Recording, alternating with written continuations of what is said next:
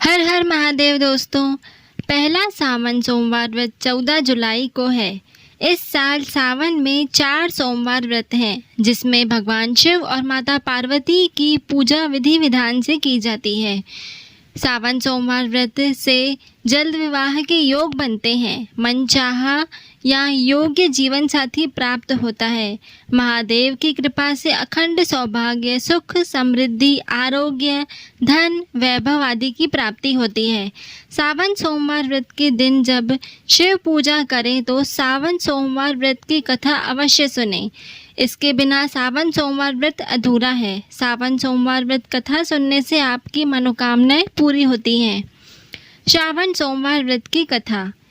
एक बहुत धनवान साहूकार था, जिसके घर धन आदि किसी भी प्रकार की कोई कमी नहीं थी, लेकिन उसको एक दुख था कि उसे कोई संतान नहीं है। वह इसी चिंता में दिन रात रहता था। वह पुत्र की कामना के लिए प्रति सोमवार को शिव जी का व्रत और पूजन किया करता था और सायंकाल में शिव मंदिर में जाकर शिव जी के सामने दीपक जलाया करता था। उसके इस भक्ति भाव को देखकर एक बार पार्वती जी ने शिव जी से कहा, यह साहूकार आपका अनन्य भक्त है और सदैव आपका व्रत और पूजन बड़ी श्रद्धा से करता है। इसकी मनोकामनाएं पूर्ण करनी चाहिए। शिव जी ने कहा, हे पार्वती, यह संसार कर्म क्षेत्र है। जैसे किसान खेत में जैसा बीज बोता है वह वैसा ही फल काटता है, उसी तरह इस संसार में प्राणी जैसा कर्म करते हैं वैसा ही फल भोगते हैं। पार्वती जी ने अत्यंत आग्रह से कहा, शिव जी, जब यह आपका अनन्य भक्त है और इसको अगर किसी प्रकार का दुख है तो उसको आप अवश्य दूर कीजिए, क्योंकि आप सदैव अपने भक्तों पर दयालु होते हैं और उनके दुखों को दूर करते हैं। यदि आप ऐसा नहीं करेंगे तो मनुष्य आपकी सेवा तथा व्रत क्यों करेंगे? पार्वती जी का ऐसा आग्रह देख शिव जी महाराज कहने लगे, हे पार्वती, इसके कोई पुत्र नहीं है, इसलिए यह दुखी रहता है। इसके भाग्य में पुत्र न होने पर भी मैं इसको पुत्र प्राप्ति का वर देता हूँ, लेकिन यह पुत्र केवल 12 वर्ष तक जीवित रहेगा। इसके पश्चात वह मृत्यु को प्राप्त हो जाएगा। इससे अधिक मैं और कुछ नहीं कर सकता। यह सब बातें साहूकार सुन रहा था और इसको कुछ प्रसन्नता हुई और कुछ दुख भी हुआ। वह पहले जैसा शिव जी महाराज का व्रत और पूजन करता रहा। कुछ समय व्यतीत हो जाने पर साहूकार की स्त्री गर्भवती हुई और 10वें महीने उसके गर्भ से अति सुंदर पुत्र की प्राप्ति हुई। साहूकार के घर में बहुत खुशी मनाई गई, लेकिन साहूकार ने केवल 12 वर्ष की आयु जानकर कोई प्रसन्नता प्रकट नहीं की और न ही किसी भेद को बताया। जब वह बालक 11 वर्ष का हो गया तो उस बालक की माता ने उसके पिता से विवाह आदि के लिए कहा, तो वह साहूकार कहने लगा, अभी मैं इसका विवाह नहीं करूँगा, अपने पुत्र को काशी जी पढ़ने के लिए भेजूँगा। फिर साहूकार ने बालक के मामा को बुलाकर उसको बहुत सा धन देकर कहा, तुम इस बालक को काशी पढ़ने के लिए ले जाओ और रास्ते में जिस स्थान पर भी जाओ वहाँ यज्ञ करते और ब्राह्मणों को भोजन कराते और दक्षिणा देते हुए जाना। वह दोनों मामा भांजे यज्ञ करते और ब्राह्मणों को भोजन कराते और दक्षिणा देते जा रहे थे। रास्ते में एक शहर पड़ा। उस शहर में राजा की कन्या का विवाह था, परंतु जो राजकुमार विवाह कराने के लिए आया था वह एक आँख से काना था। उसको और उसके पिता को बड़ी चिंता थी कि कहीं वर को देखकर कन्या के माता पिता विवाह में किसी प्रकार की अड़चन न पैदा कर दें। इस कारण जब उसने अति सुंदर सेठ के लड़के को देखा तो उसके मन में विचार आया कि क्यों न द्वारचार के समय इस लड़के से वर का काम चलाया जाए। ऐसा विचार कर वर के पिता ने उस लड़के और उसके मामा से बात की कि वे राजी हो गए। फिर उस लड़के को वर के कपड़े पहनाकर घोड़ी पर चढ़ाकर दरवाजे पर ले गए और सभी कार्य प्रसन्नता से पूर्ण हो गए। फिर वर के पिता ने सोचा कि यदि विवाह कार्य भी इसी लड़के से करा दिया जाए तो क्या बुराई है। ऐसा विचार कर लड़के और उसके मामा से कहा, यदि आप फेरों का और कन्यादान के काम को भी करा दे तो आपकी बड़ी कृपा होगी।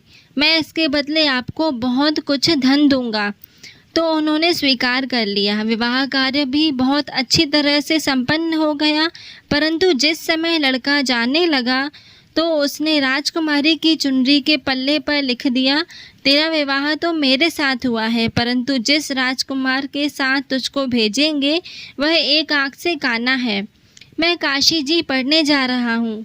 लड़के के जाने के पश्चात राजकुमारी ने अपनी चुनरी पर ऐसा लिखा हुआ पाया तो उसने काने राजकुमार के साथ जाने से मना कर दिया और कहा कि यह मेरा पति नहीं है, मेरा विवाह उसके साथ हुआ है जो अभी काशी जी पढ़ने गया है। राजकुमारी के माता पिता ने अपनी कन्या को विदा नहीं किया और बारात वापस चली गई।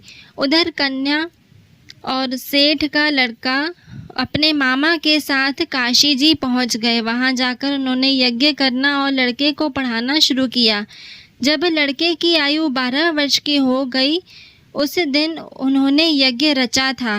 लड़के के मामा ने कहा, मामा जी आज मेरी तबीयत ठीक नहीं है। मामा ने कहा, अंदर जाकर सो जाओ। लड़का अंदर जाकर सो गया और थोड़ी देर में उसके प्राण निकल गए।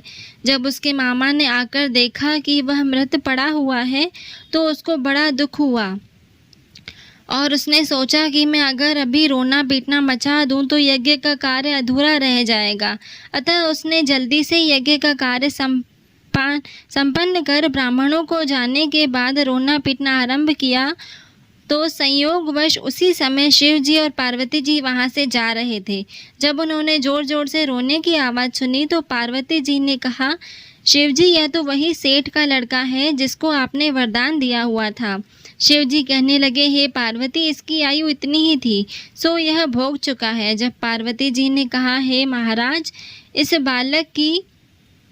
बालक को और आयु दो, नहीं तो इसके माता पिता तड़प तड़प कर मर जाएंगे। पार्वती जी के बार बार आग्रह करने पर शिव जी ने उसको जीवन दान दिया और शिव जी महाराज की कृपा से लड़का जीवित हो गया।